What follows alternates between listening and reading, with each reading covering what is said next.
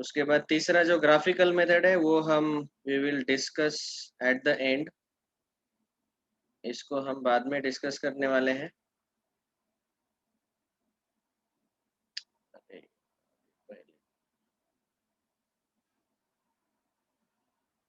सबसे आखिरी में उसको डिस्कस करेंगे।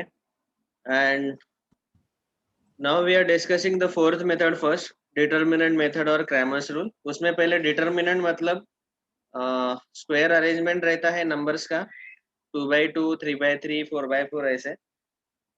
और हमें 10th स्टैंडर्ड में 2x2 डिटर्मिनेंट ही है और उसका वैल्यू निकालना बहुत आसान है। We just have to take like this cross multiplication, जैसे यहाँ पे दिखाया है 5 9 जा 45 माइनस 7 3 जा 21। तो जो भी सब्ट्रैक्शन का आंसर आता है that is called as value of determinant. Okay, तो ऐसे आप डिटर्मिनेंट के जो वैल्यूज है इजीली फाइंड कर सकते हैं। अभी ये डिटर्मिनेंट का वैल्यू फाइंड करने का जो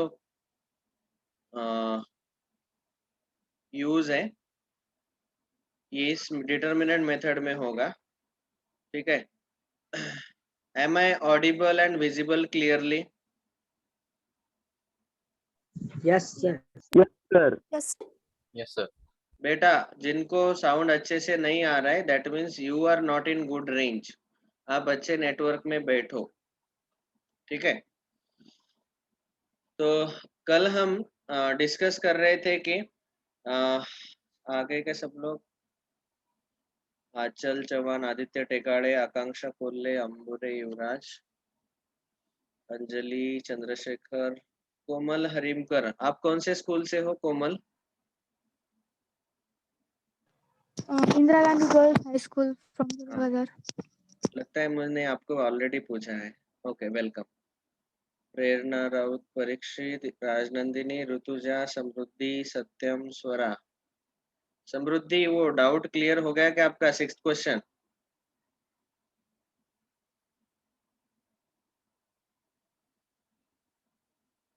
समृद्धि आवाज नहीं सुनाई दिया मुझे,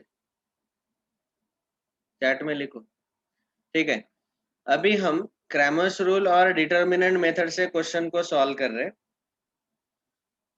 तो यहाँ पे हमें दो इक्वेशन दिए हैं, a1x plus b1y equal to c1, a2x plus b2y equal to c2. These two equation we are supposed to solve by using Cramer's method. बहुत सिंपल मेथड है ये। हम ये डिस्कशन इसलिए ले रहे हैं कि आखिरी का आंसर कैसे आए वो देखने के लिए, लेकिन फिलहाल हमें आखिरी का स्टेप ही याद रखना है। डायरेक्टली जो फॉर्मूला आता है x का और y का, बस ये डायरेक्ट फॉर्मूला से हमें क्वेश्चन सॉल्व करने हैं। और आपको ये फॉर्मूला कैसे आया वो मैं एक्सप्लेन कर रहा हूँ अभी। अब तक किसी भी एग्जाम में फॉर्मूला कैसे आया इसका प्रूफ पूछा नहीं गया, सो डोंट वरी, ये एक्सप्लेनेशन आपके लिए है। Try to understand it properly. आपको नहीं समझा तो भी चलेगा, but still try to understand. उससे क्या होता है, हमारा क्लैरिटी ऑफ विजन रहता है कि ये फॉर्मूला आया कैसे। ठीक है, तो ये दो इक्वेशंस दिए हैं, उसमें से आपको जैसे कल बताया मैंने एक्स वाई वेरिएबल है और ये 6 कॉन्स्टेंट्स है, रियल नंबर्स है। याद रखना है कि ये जो क्रॉस मल्टीप्लीकेशन है a1 b2 minus a2 b1 ये नॉन जीरो रहना चाहिए। अभी देखो इन दोनों इक्वेशन को हम सॉल्व करेंगे तो हमारा मेन गोल है कि यहाँ हम y को एलिमिनेट करेंगे। We will solve this two equations by elimination method. तो आपको याद होगा कि एलिमिनेशन मेथड में हम पहले इक्वेशन में जो y का कोएफिशिएंट है b1 उससे सेकंड इक्वेशन को मल्टीप्लाई करेंगे और दूसरे इक्वेशन में जो y का कोएफिशिएंट है b2 उससे इक्वेशन 1 को मल्टीप्लाई करेंगे। तो वही इन्होंने यहाँ पे किया है ताकि y का कोएफिशिएंट सेम हो जाए। y का कोएफिशिएंट सेम लाने के लिए हमने इक्वेशन 1 को b2 से मल्टीप्लाई किया और इक्वेशन 2 को b1 से मल्टीप्लाई किया। तो b1 से इक्वेशन 2 को और b2 से इक्वेशन 1 को मल्टीप्लाई करने के बाद ये मिल रहा है इक्वेशन 3 एंड इक्वेशन 4। अभी यहाँ इन दोनों का सब्ट्रैक्शन लेना पड़ेगा ताकि ये y एलिमिनेट हो जाएगा। तो यहाँ सब्ट्रैक्शन लिया उन्होंने 3 और 4 का, तो y का टर्म एलिमिनेट हो गया और इन दोनों का सब्ट्रैक्शन देखो क्या आएगा, a1 b2 minus a2 b1 into x और इन दोनों का subtraction c1 b2 minus c2 b1। क्योंकि ये अभी नंबर्स नहीं है, सारे कॉन्स्टेंट्स है और वेरिएबल मतलब उनका notation A1 B1 C1 A2 B2 C2 ऐसे किया है, तो उनका कैलकुलेशन हम नहीं कर सकते, तो उनका जो भी कैलकुलेशन दिखाई दे रहा है वैसे का वैसे ही लिखना जरूरी है। C1 B2 minus C2 B1 A1 B2 minus A2 B1 x common ले लिया, और ये x का जो पूरा मल्टीपल है पूरा ब्रैकेट राइट में शिफ्ट कर दो, डिनोमिनेटर में चला जाएगा, तो ये आपको डायरेक्ट x का वैल्यू मिल गया। और ये जो x का वैल्यू है, जब आप किसी भी चार में से कोई भी एक इक्वेशन में डाल देंगे और y का वैल्यू कैलकुलेट करेंगे तो ये इतना मिलेगा। ठीक है, तो ये डायरेक्ट x और y के वैल्यूज है। और हमें जब भी बोला जाता है कि सॉल्व, सॉल्व का मतलब क्या है, find directly values of x and y। अभी यहाँ पे आपको A1 B1 C1 A2 B2 C2 ये 6 वैल्यूज पता रहने चाहिए। बस इन 6 वैल्यूज का यूज करके यहाँ पे x और y का फॉर्मूला हम याद रख सकते हैं। लेकिन ये फॉर्मूला याद रखेंगे तो थोड़ा सा मुश्किल है, हर बार इसको याद रखना थोड़ा सा डिफिकल्ट है। एक ऑब्जर्वेशन आप कर सकते हैं, लेकिन दोनों के डिनोमिनेटर सेम है, A1 B2 minus A2 B1 A1 B2 minus A2 B1, दोनों के न्यूमरेटर अलग अलग है। यहाँ पे है C1 B2, यहाँ पे है A1 C2 minus C2 B1 minus A2 C1। तो यहाँ CB CB है, X में CB CB है, यहाँ AC AC है, यहाँ BC BC है, यहाँ AC AC है। बस सफिक्स अलग अलग है, यहाँ C को 1 दिया, B को 2 दिया, C2 B1, और यहाँ A1 C2 minus A2 C1 ऐसा है। तो फॉर्मूला याद रखना इतना भी डिफिकल्ट नहीं है, आप मैंने जो एक्सप्लेन किया उससे आपको याद भी रह गया होगा, but we will not remember it like this, ऐसा हम याद नहीं रखेंगे। तो अभी याद रखने का तरीका भी उन्होंने बताया, to remember this directly x और वाई के वैल्यूज फाइंड आउट करने के लिए। तो आप देख सकते हैं कि ये जो C1 B2 minus C2 B1 है, this is nothing but a determinant C1 C2 B1 B2। इसका डिटर्मिनेंट का हम जब सॉल्यूशन निकालते हैं तो क्या करते हैं, पहले इन दोनों को मल्टीप्लाई करते हैं, C1 इंटू B2, देखो यहाँ पे है बीच में minus sign, C2 into B1 आया, तो इसी को हमने डिटर्मिनेंट में कन्वर्ट कर दिया। यहाँ भी A1 B2 है तो A1 यहाँ आएगा, B2 यहाँ आएगा, और A2 B1 तो A2 यहाँ नीचे आएगा, B1 यहाँ पे आएगा। हमने क्या किया, उसको डिटर्मिनेंट में कन्वर्ट कर दिया। अभी ये डिटर्मिनेंट याद रखना बिल्कुल आसान है, वो कैसे है याद रख सकते हैं वो भी मैं बताऊंगा। और y इज इक्वल टू फिर से यहाँ A1 C2 है तो A1 यहाँ आएगा, C2 चौथा नंबर आएगा, और A2 C1 यहाँ आएंगे, A2 या C1 यहाँ। वैसे ये डिनोमिनेटर तो सेम ही है, ये डिटर्मिनेंट। ठीक है, और यहाँ पे टोटल अभी देखो, ये डिनोमिनेटर में एक ही डिटर्मिनेंट है, उसको नाम दिया गया कैपिटल डी। कैपिटल डी कैसे याद रखना है, ध्यान से सुनो। Capital D is a determinant which is in the denominator, और उसको कैसे याद रखना है, उसका पहला कॉलम हमेशा रहता है x के कोएफिशिएंट A1 A2। हमारे जो दो इक्वेशन है A1x plus B1y is equal to C1, A2x plus B2y is equal to C2। तो पहला कॉलम रहेगा A1 A2 x के कोएफिशिएंट, दूसरा कॉलम रहेगा y के coefficient B1 B2। Column wise याद रखो। तो ये हुआ कैपिटल डी। बाद में ये जो डिटर्मिनेंट है x का न्यूमरेटर, x का वैल्यू निकालते वक्त जो न्यूमरेटर आया उसको कैसे याद रखना है, तो ये जो कैपिटल डी था उसका second column as it is रहने दो, और dx निकालते वक्त जो x के कोएफिशिएंट थे, मतलब सेकंड कॉलम में y के कोएफिशिएंट एज इट इज रखने हैं B1 B2, इसी से dx आता है। बस क्या करना है कि x, क्योंकि इसका नाम है dx, तो x वाला कॉलम रिप्लेस करना है और उसके जगह ये कांस्टेंट C1 C2 लिखने हैं। तो यहाँ पहले कॉलम में आते हैं कांस्टेंट C1 C2 और दूसरे कॉलम में कोएफिशिएंट ऑफ y। ऐसे याद रखो कि d से ही dx आया, dx लाते वक्त यहाँ सफिक्स क्या है x, तो इसका मतलब x वाले कोएफिशिएंट हटा के वहां कांस्टेंट डालने हैं, और दूसरा कॉलम y के कोएफिशिएंट एज इट इज रखने हैं। वैसे dy दूसरा वाला डिटरमिनेंट जो कि यहाँ y का न्यूमरेटर है, वो लाने के लिए आपको d से ही वो आता है, लेकिन यहाँ पे पहला कॉलम x के कोएफिशिएंट एज इट इज रहेंगे और बस y के कॉलम को हटा के वहां कांस्टेंट लिखने हैं। ठीक है, तो dx कैसे याद रखा मैंने, डिटरमिनेंट d जैसा ही है, बस x के कोएफिशिएंट जो पहला कॉलम था वहां कांस्टेंट c1 c2 लिख डाले, a1 a2 के बदले c1 c2 लिख लिया। और dy कैसे याद रखा, दूसरे कॉलम में b1 b2 जो y के कोएफिशिएंट है, सफिक्स देख के समझ में आता है कि y के कोएफिशिएंट हटाने हैं, जो सफिक्स है यहाँ पे उसके कोएफिशिएंट हटा के वहां c1 c2 रखना है। ठीक है, तो और आप देख पा रहे हैं कि अभी x जो है वो dx अपॉन डी है और y dy अपॉन डी है। इसी रूल को हम बोलते हैं Cramer's rule. x is equal to D x upon D, y is equal to D y upon D. D कैसे आया, x के कोएफिशिएंट पहला कॉलम, दूसरा कॉलम y के coefficient a1 a2 b1 b2।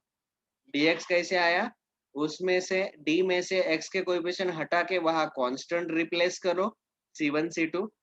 dy कैसे आया, वहां d में जो सेकंड कॉलम है b1 b2 को हटा के कांस्टेंट रिप्लेस करो, पहला column a1 a2 as it is. तीनों के तीनों डिटरमिनेंट का वैल्यू याद रहा क्या सबको? Yes, sir. यस ओके, बस अभी यस सर। तो इस मेथड में हम शॉर्ट में ऐसा नोट्स लिखेंगे जो हम लिख रहे थे। सो क्रैमर्स रूल, सर हाँ बोलो। एक बार फिर से रिपीट करो ना उसको पहले से थोड़ा बताता हूँ बताता हूँ। We will write down first properly. देखो, Cramer's method to solve the simultaneous equation. पहले write the given equation in the form ax plus by equal to c.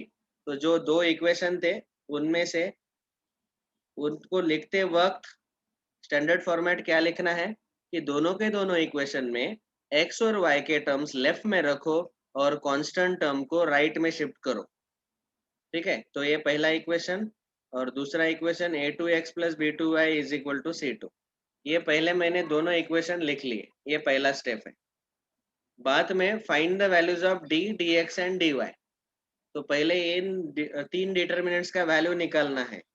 तो तीन डिटरमिनेंट का वैल्यू मैंने आपको याद रखने के लिए कैसे बोला, तो डायरेक्टली पहले d निकालते वक्त d में दो कॉलम, हर बार सब डिटरमिनेंट में दो ही कॉलम रहते हैं। पहला कॉलम रहेगा x के कोएफिशिएंट a1 a2, x के कोएफिशिएंट मतलब क्या है a1 एंड a2। दूसरा कॉलम रहेगा b1 b2 y के कोएफिशिएंट। ठीक है, बाद में दूसरा डिटरमिनेंट है dx इस डिटरमिनेंट को लिखते वक्त ये जो x के वाले कोएफिशिएंट है a1 a2 उनके जगह c1 c2 लिखना है और दूसरा column b1 b2 as it is जो d में था। और dy लिखते वक्त जो d है डिटरमिनेंट d, उसका पहला column a1 a2 as it is रहेगा और जो y के कोएफिशिएंट है b1 b2 उनको रिप्लेस करके वहां c1 c2 लिखना है। और फिर हम नेक्स्ट स्टेप में लिखेंगे, ये हुआ पहला तो स्टेप 1 जिसमें हमें इक्वेशन इसी फॉर्मेट में लिखना जरूरी है, एक्स वाई के टर्म लेफ्ट में, कांस्टेंट c1 c2 राइट में। स्टेप नंबर 2, तीनों डिटरमिनेंट के वैल्यूज निकाल के रखो। और अभी step number 3, by Cramer's rule, ऐसा हमेशा लिखने का, by Cramer's rule x is equal to D x upon D, इसका वैल्यू हम कैलकुलेट करेंगे, y is equal to D y upon D, जो भी डिवीजन आएगा वो आंसर रहेगा। ये समझ में आया? Yes. ओके, बस x Yes, और y sir. के वैल्यूज इसी फॉर्मूला से हमें मिल जाएंगे। जो उत्कर्ष ने, किसने पूछा, उत्कर्ष ने जो पूछा, उत्कर्ष सोरोडे है या उत्कर्ष है ना आपका नाम? Yes sir. सर मैं उत्कर्ष ने जो पहले से क्वेश्चन करूँ, पूछा मैं उसका actually we need not worry, positive है या निगेटिव है ये वैल्यू x का पॉजिटिव भी आ सकता है, नेगेटिव भी आ सकता है, it depends on this division.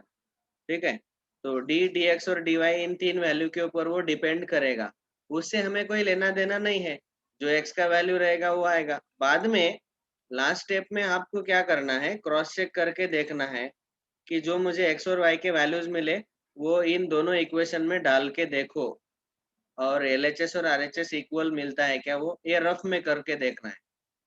तो तब आपको पता चलेगा कि हमारा ये आंसर जो है x और y के वैल्यूज वो करेक्ट है। तो आप बाद में लिखेंगे सॉल्यूशन इज x, y, जो भी वैल्यूज मिले यहाँ पे कॉमा करके लिख लेंगे। तो ऐसे 3 स्टेप का ये सॉल्यूशन है, बहुत सिंपल मेथड है ये, क्रैमर्स रूल। हम इस मेथड से क्वेश्चन सॉल्व करेंगे तो आपको और आसान लगेगा। हमें डायरेक्टली लास्ट फॉर्मूला याद रखना है। देखो सॉल्व एग्जांपल, ये दो इक्वेशन Sure. है, उनको स्टैंडर्ड फॉर्म में लिख लिया। d मतलब x के कोएफिशिएंट पहले कॉलम में 5, 2 और दूसरे कॉलम में y के कोएफिशिएंट 3, 4। इनको डिटरमिनेंट को सॉल्व करो। 5 इंटू 4 माइनस 2 इंटू 3, पहले यही मल्टीप्लीकेशन लेना है, पहला चौथा और बाद में दूसरा तीसरा। तो 20 माइनस 6 14 आया। बाद में dx मतलब यहाँ पे x के कोएफिशिएंट हटा के ये कांस्टेंट लिखने हैं, और ये 3, 4 एज इट इज। समझ में आया? ओके, ये लिखना चाहते हो? Yes, sir. ठीक है, लिख लो, ये 3 स्टेप लिख लो। क्रैमर्स रूल हेडिंग दिया था हमने, उसी में how to solve the question, these 3 steps. मैंने पहला स्टेप इसीलिए लिखा क्योंकि कभी कभी क्या होता है, क्वेश्चन का फॉर्मेट ऐसा नहीं रहता, एक्स और वाई के दोनों टर्म लेफ्ट में रहने चाहिए, कभी कभी एक्स और वाई के दोनों टर्म लेफ्ट में नहीं रहते, तो वो इस फॉर्मेट में पहले लिखना जरूरी है क्वेश्चन। अंजलि पूछो डाउट। सर हमने वो dx dy फाइंड किया, तो उसका final answer x and y कैसे लिखेंगे? मतलब फाइनल आंसर क्या होगा? फाइनल आंसर होगा स्टेप नंबर 3 को देखो यहाँ स्क्रीन पे, by Cramer's rule x is equal to dx upon d। dx का जो भी नंबर वैल्यू आएगा उससे डिवाइड करना है d, dx अपॉन d। ये डिवीजन का जो वैल्यू आएगा वो x का वैल्यू रहेगा, और dy अपॉन d, सर इन दोनों का डिवीजन लेना है, तो आपको x और y मिल जाएंगे। समझा? Yes sir. हाँ, ये स्टेप नंबर 3 में है वो कैलकुलेशन, x का वैल्यू y का वैल्यू। हाँ, और कौन बोल रहा था? राजनंदी सर बोलो। मुझे आज का रिकॉर्डिंग वीडियो चाहिए सर। क्यों, आप सुन नहीं पा रहे क्या मेरा आवाज? हाँ सर।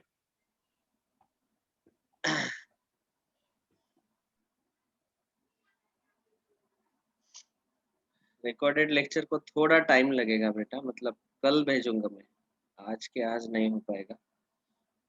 ठीक है, तीनों स्टेप लिख लिए सब लोगों ने? Yes, sir. ओके, देखो सॉल्व एग्जांपल देख लेते हैं। सी, ये आपको ऐसा क्वेश्चन पूछा जाएगा, solve the following simultaneous equation using Cramer's rule. ये यूजिंग क्रैमर्स रूल की वजह से हमें यही मेथड यूज करना जरूरी है। अगर यहाँ पे खाली इतना क्वेश्चन रहता कि solve the following simultaneous equations, तो फिर आप कौन सा भी मेथड यूज करो, सब्स्टिट्यूशन, एलिमिनेशन, क्रैमर्स रूल, जो भी आपको पसंद है, जो भी आपको इजी लगा। एक्चुअली मेरा एक्सपीरियंस है कि क्रैमर्स रूल सारे स्टूडेंट को इजी लगता है, क्योंकि सिंपल कैलकुलेशन है इसमें। इक्वेशन को स्टेप 1 में पहले स्टैंडर्ड फॉर्मेट में लिख लिया, एक्स वाई वाले दोनों टर्म लेफ्ट में और कांस्टेंट टर्म राइट में, तो ये ऑलरेडी थे। स्टेप नंबर 2 में हमें ये तीनों डिटरमिनेंट के वैल्यूज निकालने हैं। तो जैसे मैंने बोला कि डी में पहला कॉलम x के कोएफिशिएंट रहते हैं और दूसरा कॉलम y के कोएफिशिएंट, तो पहला कॉलम 5, 2, दूसरा कॉलम 3, 4। यहाँ क्रॉस मल्टीप्लिकेशन और सब्ट्रैक्शन करके d का वैल्यू 14 आ जाएगा। dx लेते वक्त क्या किया, इस पहले कॉलम को रिप्लेस किया कांस्टेंट -11 और 10 से, बस दूसरा कॉलम यही 3, 4 एज इट इज लिख लिया। ओके, और यहाँ क्रॉस मल्टीप्लिकेशन ले लो, -44 माइनस माइनस +30। ये कैलकुलेशन मिस्टेक ही होते हैं इस क्वेश्चन में, उत्कर्ष ने जो पूछा नेगेटिव आता है पॉजिटिव आता है वो कैसे, बस ये सॉल्व करते रहो आप बस, बाद में हम लास्ट स्टेप में हमें एक्स और वाई के वैल्यूज मिल जाएंगे।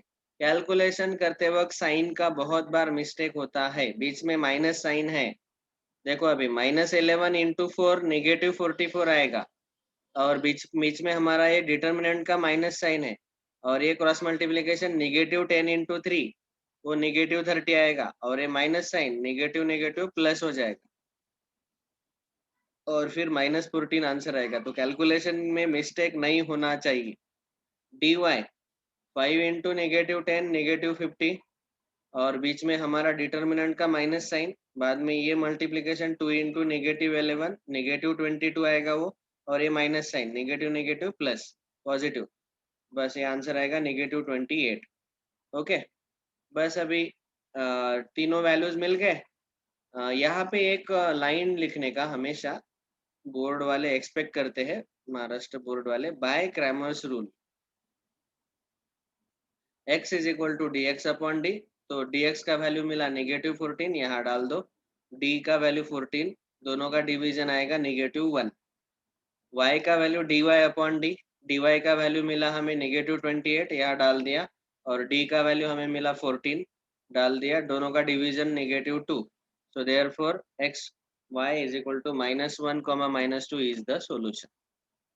कितना कठिन है, डिफिकल्ट है? बहुत डिफिकल्ट है ना? नहीं बिल्कुल आसान नो मेथड है। सर, थोड़ा इजी। बहुत इजी है सर। हाँ, yes sir. Very very easy. Fill in the blanks वाले क्वेश्चन एक्टिविटी में दिया है, वो आप सॉल्व कर लेना खुद। एक्टिविटी को बुक में ही फिल इन द ब्लैंक्स भर लेना। अभी हम सीधा प्रैक्टिस सेट 1.3 लेंगे। यहाँ पे भी पहला क्वेश्चन जो है उसमें डिटर्मिनेंट सॉल्व करने को बोला है, तो सीधे आप बुक में ही ये फिलअप करो पेंसिल का यूज करके।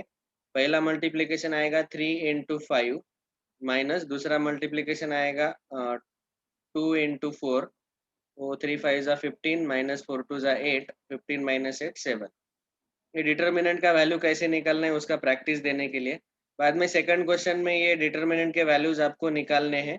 -1 इंटू 4, बीच में minus sign, 2 into 7, so that is -4 -14 -18 is the answer. Calculation mistake मत करो, बस वही रिक्वेस्ट है बार बार। 5 इंटू 0 माइनस -7 इंटू 3, तो 0 प्लस 21, नेगेटिव नेगेटिव पॉजिटिव होगा, और 7 3 जा 21, तो आंसर आएगा 21। ये आप कैलकुलेशन कर लेना। 7/3 इंटू 1/2 माइनस 3/2 इंटू 5/3, बस ये कैलकुलेशन कर लेना। 7/6 माइनस 15/6, दैट इज -8/6। 7 माइनस 15 -8, तो उसको सिंप्लीफाई भी कर सकते हैं, -4/3। ठीक है, 2 से डिवाइड, 2 कॉमन फैक्टर है। तो ये दूसरा क्वेश्चन हो गया, डिटर्मिनेंट सॉल्व करने का प्रैक्टिस दे दिया। और तीसरा क्वेश्चन जो हमारा मेन क्वेश्चन है, जिसमें क्रैमर्स रूल से हमें क्वेश्चन सॉल्व करने हैं। तो स्टेप 1, पहले इक्वेशन को स्टैंडर्ड फॉर्म में लिखना है। हमारा स्टैंडर्ड फॉर्म क्या है? एक्स वाई के टर्म लेफ्ट में, कांस्टेंट टर्म राइट में। ओके, तो जैसे ये वाला सेकंड क्वेश्चन है वो मैं सॉल्व करके बताता हूँ, क्योंकि ये पहले से स्टैंडर्ड फॉर्म में नहीं है। So I will solve second question. Whiteboard खत्म हो गया, पहले व्हाइट बोर्ड को मैं लाता हूँ।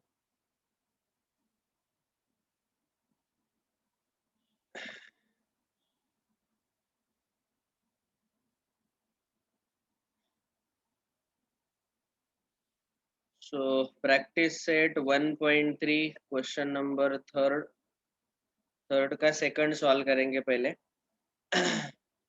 So the given question is 4x plus 3y minus 4 equal to 0, 6x is equal to 8 minus 5y। Solution, हमारा स्टेप नंबर 1 क्या था? पहले इसमें एक्स वाई के टर्म लेफ्ट में और कांस्टेंट को राइट में लिखना है। सो पहला equation 4x plus 3y is equal to 4, -4 को राइट में शिफ्ट किया तो +4 हो जाएगा। दूसरे इक्वेशन में 5y वाला टर्म लेफ्ट में शिफ्ट करो, So when you shift minus 5y on the left, you will get 6x plus 5y is equal to 8. ये स्टैंडर्ड फॉर्म में आ गया. Next step number 2. पहले हम ये 3 डिटर्मिनेंट निकालते हैं. पहला डिटर्मिनेंट डी, पहले कॉलम में x के कोएफिशिएंट 4 6, दूसरे कॉलम में y के कोएफिशिएंट 3 5. ऐसे एक के नीचे एक लिखने हैं 4 6 3 5. सीक्वेंस चेंज मत करो. Now cross multiply 4 into 5 minus 6 into 3. That is 4 5 are 20 minus 18. Answer is 2. बाद में dx निकालते वक्त ये x वाला जो कॉलम है वहाँ कांस्टेंट लिखना है 4 8, और यहाँ y के कोएफिशिएंट 3 5 एज इट इज. फिर से cross multiply 4 into 5 minus 8 into 3. That is 20 minus 24 negative 4. और dy का वैल्यू कैसे निकालते हैं हम? पहला कॉलम ये 4 6 एज इट इज x के कोएफिशिएंट, और दूसरे कॉलम में कांस्टेंट 4 8. क्रॉस मल्टीप्लाई 4 8 जा 4 into 8 minus 6 into 4, 32 minus 24 8. Okay. बाद में इसी पेज पे लिखेंगे step number 3 by Cramer's rule. x is equal to dx upon d is equal to dx का वैल्यू है -4 अपॉन d का वैल्यू है 2, सो -2 इज द आंसर.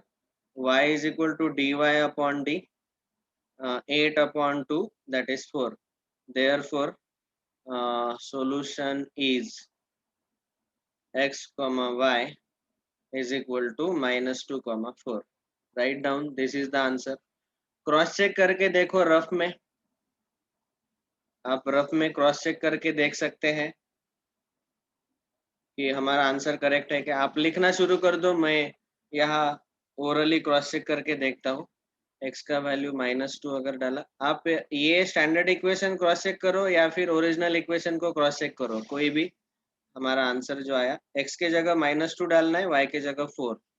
तो मैं ओरिजिनल इक्वेशन ही क्रॉस चेक करके देख रहा हूँ यहाँ पे इस बॉक्स में. x का वैल्यू -2 डाला, y का वैल्यू 4, तो 4 into -2 -8, और 3 4 जा +12 -4. आंसर आता है 0. बराबर है. दूसरे इक्वेशन में x के जगह हमने -2 डाला, तो लेफ्ट हैंड साइड -12 और राइट हैंड साइड 8 -20 -12, दोनों -12 आए, मतलब हमारा आंसर करेक्ट है. ठीक है. इसका मीनिंग है कि इस चैप्टर में आपको कभी भी आउट ऑफ मार्क्स ही पढ़ सकते हैं, क्योंकि क्रॉस चेक का तरीका अवेलेबल है. हमारा आंसर करेक्ट है कि नहीं ये हम चेक कर सकते हैं. तो इसीलिए हाथ से इस चैप्टर के मार्क मत गवाओ. लिखो फर्स्ट. बाकी के सारे क्वेश्चन अभी आज का होमवर्क आप सॉल्व करो. किसी भी क्वेश्चन में डाउट है तो पूछ लेना. अभी और एक क्वेश्चन हम ले सकते हैं, आप बोलो कौन सा लेना है. नो सर, वो 5 भी हम घर पर ही करें. अभी 6 में से दूसरा मैंने सॉल्व करके बताया. अभी बाकी के 5 आप सॉल्व कर लेना. That is today's homework. और वो पहला दूसरा क्वेश्चन भी कंप्लीट कर लेना. नोटबुक में लिखो अच्छे से. नोट्स निकाल रहे हैं ना सब लोग? हाँ सर. 10वीं में आए हैं, Yes, अच्छे से sir. नोट्स निकालो एकदम सीक्वेंस में.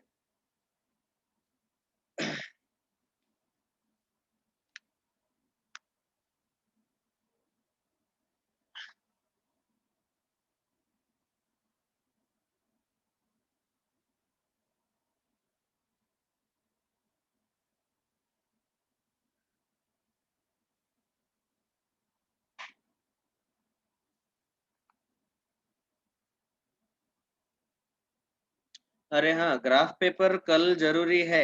सब लोग कल ग्राफ पेपर लेके आओ.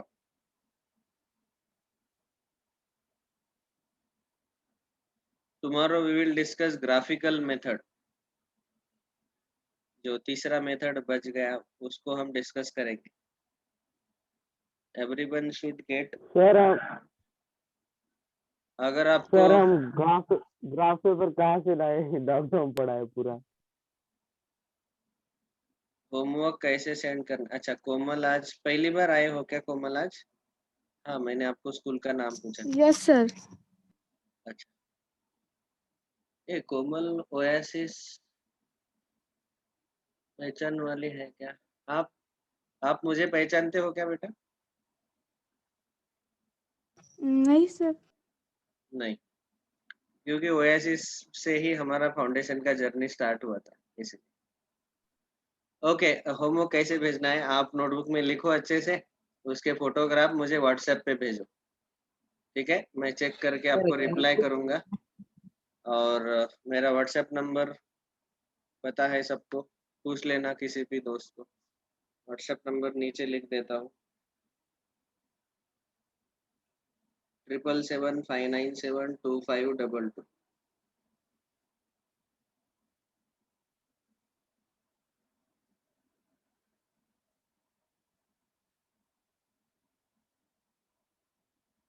सर हम ग्राफ पेपर कहाँ से लाए? हाँ जिनके पास ग्राफ पेपर नहीं है डोंट वरी, कल खाली एक चीज करना, क्लास को बैठते वक्त रूलर जो स्केल रहता है स्केल भी साथ में रखना, ठीक है? बिना ग्राफ के भी हम ग्राफ ड्रॉ कर सकते हैं लेकिन स्केल साथ में रखना। हमें 1 सेंटीमीटर के डिस्टेंसेस लेने हैं तो सेंटीमीटर को गिनने के लिए स्केल साथ में रखो। दैट इज जेन्युइन प्रॉब्लम, क्योंकि कोरोना के कारण वो दुकान में भी जाना, जो गांव में है उनको तो बहुत तकलीफ होगा। लेकिन ग्राफ पेपर पे सॉल्व करेंगे तो आपको बहुत प्रॉपर आंसर्स मिलते हैं, एग्जैक्ट आंसर्स मिलते हैं। अभी हम स्केल का यूज करके 1 सेंटीमीटर के डिस्टेंस लेके सॉल्व करेंगे तो वो भी आंसर देंगे करेक्ट।